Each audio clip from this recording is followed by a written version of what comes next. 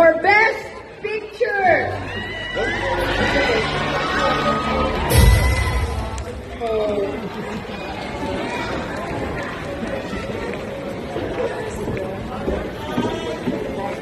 Best Picture, Firefly.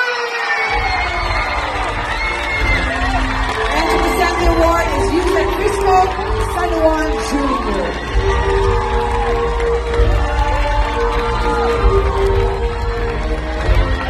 Also sponsoring and presenting the cash prize for this Best Picture this year is the Executive Advisor of the Actors Guild of the Philippines and the Showbiz Industries Alliance. He is also the National Vice President of the League of Municipalities of the Philippines, a film producer himself, and a patron of the arts, the Honorable Mayor of Luluman, Lanao del Norte, Mayor Marcos M. Mamay.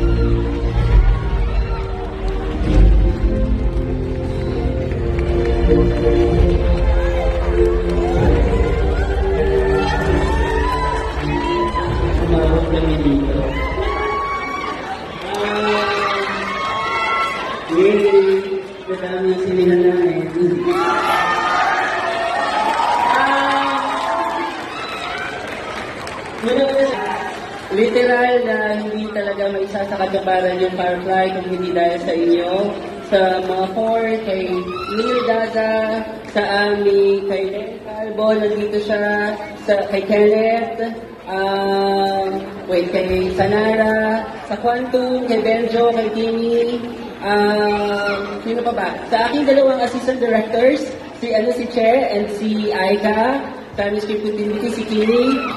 Sa totoo lang,